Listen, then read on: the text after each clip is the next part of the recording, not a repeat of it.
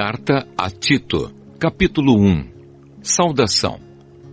Eu, Paulo, servo de Deus e apóstolo de Jesus Cristo, escrevo esta carta. Eu fui escolhido e mandado para ajudar a tornar mais forte a fé que o povo de Deus tem e para fazer com que eles conheçam a verdade ensinada pela nossa religião, que se baseia na esperança de recebermos a vida eterna. Deus, que não mente, nos prometeu essa vida antes da criação do mundo e no tempo certo Ele a revelou na sua mensagem. Essa mensagem foi entregue a mim e eu a anuncio por ordem de Deus, o nosso Salvador. Escrevo a você, Tito, meu verdadeiro filho na fé, esta fé que é sua e minha. Que a graça e a paz de Deus, o Pai, e de Cristo Jesus, o nosso Salvador, estejam com você. Responsabilidades dos dirigentes da igreja. Eu o deixei na ilha de Creta para que você pusesse em ordem o que ainda faltava fazer e para nomear em cada cidade os presbíteros das igrejas. Lembre das minhas ordens. O presbítero deve ser um homem que ninguém possa culpar de nada. Deve ter somente uma esposa. Os seus filhos devem ser cristãos e não ter fama de maus ou desobedientes. Pois aquele que tem a responsabilidade do trabalho de Deus como bispo deve ser um homem que não possa ser culpado de nada. Não deve ser orgulhoso, nem ter mau gênio. Não deve ser chegado ao vinho, nem violento, nem ganancioso. Deve estar disposto a hospedar pessoas na sua casa e deve amar o bem. Deve ser prudente, justo, dedicado a Deus e disciplinado. Deve se manter firme na mensagem que merece confiança e que está de acordo com a doutrina. Assim ele poderá animar os outros com o verdadeiro ensinamento e também mostrar o erro dos que são contra esse ensinamento. Pois existem muitos, principalmente os que vieram do judaísmo, que são revoltados e enganam os outros com as suas tolices.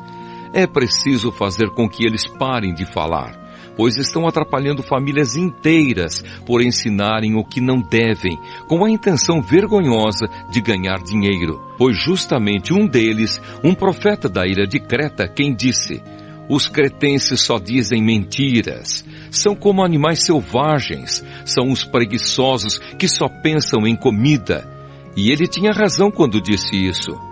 Portanto, você tem de repreender duramente esses falsos mestres, para que sejam sadios na fé e parem de dar atenção às histórias inventadas por judeus e a ensinamentos humanos que vêm de pessoas que rejeitam a verdade.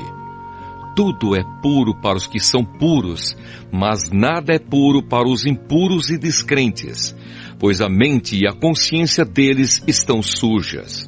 Eles dizem que conhecem a Deus, mas o que eles fazem mostra que isso não é verdade. Estão cheios de ódio, são rebeldes e não são capazes de fazer nenhuma coisa boa.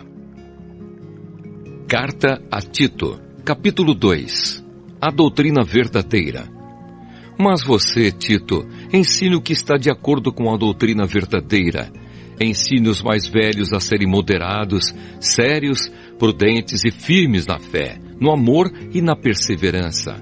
Aconselhe também as mulheres mais idosas a viverem como devem viver as mulheres dedicadas a Deus.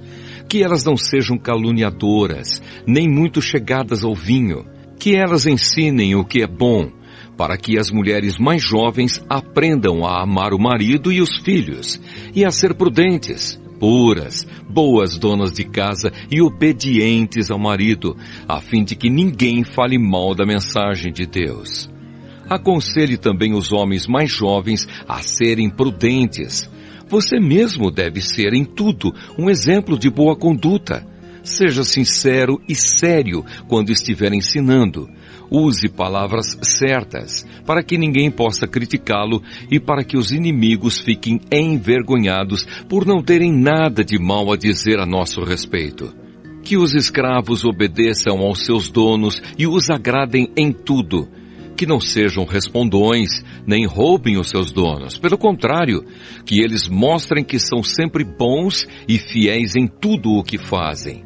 Desse modo, por causa das coisas que eles fizerem, todos falarão bem da doutrina a respeito de Deus, o nosso Salvador.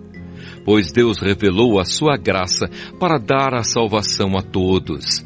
Essa graça nos ensina a abandonarmos a descrença e as paixões mundanas e a vivermos neste mundo uma vida prudente, correta e dedicada a Deus, enquanto ficamos esperando o dia feliz em que aparecerá a glória do nosso grande Deus e Salvador Jesus Cristo. Foi Ele quem se deu a si mesmo por nós, a fim de nos livrar de toda a maldade e de nos purificar, fazendo de nós um povo que pertence somente a Ele e que se dedica a fazer o bem. Ensine essas coisas e use toda a sua autoridade para animar e também para repreender os seus ouvintes, e que ninguém despreze você. Carta a Tito, capítulo 3. A maneira de agir dos cristãos. Recomende aos irmãos que respeitem as ordens dos que governam e das autoridades, que sejam obedientes e estejam prontos a fazer tudo o que é bom. Aconselhe que não falem mal de ninguém, mas que sejam calmos e pacíficos e tratem todos com educação.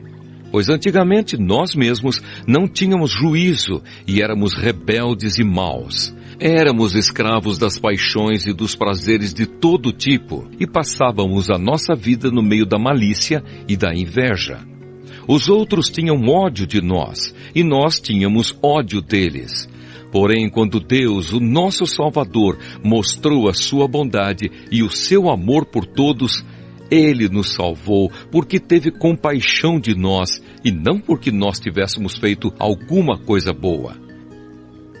Ele nos salvou por meio do Espírito Santo que nos lavou, fazendo com que nascêssemos de novo e dando-nos uma nova vida. Deus derramou com generosidade o seu Espírito Santo sobre nós por meio de Jesus Cristo, o nosso Salvador. E fez isso para que, pela sua graça, nós sejamos aceitos por Deus e recebamos a vida eterna que esperamos. Esse ensinamento é verdadeiro. Quero que você, Tito, insista nesses assuntos, para que os que creem em Deus se interessem em usar o seu tempo fazendo o bem. Isso é bom e útil para todos. Mas evite as discussões tolas, as longas listas de nomes de antepassados, as brigas e os debates a respeito da lei dos judeus. Essas coisas são inúteis e sem valor. Se uma pessoa causar divisões entre os irmãos na fé, aconselhe essa pessoa uma ou duas vezes, mas depois disso não tenha nada mais a ver com ela. Pois você sabe que uma pessoa como esta abandonou completamente o Evangelho, e os seus pecados provam que ela está errada. Últimas recomendações. Quando eu lhe mandar o irmão Ártemas ou o irmão Tíquico, faça o possível para ir se encontrar comigo na cidade de Nicópolis, pois resolvi passar o inverno lá. Ajude o advogado Zenas e também Apolo em tudo que você puder, a fim de que eles tenham o que precisarem para a viagem. Que a nossa gente aprenda a usar o seu tempo fazendo o bem e ajudando os outros em caso de necessidade, para que assim a vida de nossa gente seja útil. Todos os que estão comigo mandam saudações a você. Dê saudações aos nossos amigos na fé. Bênção. Que a graça de Deus esteja com todos vocês.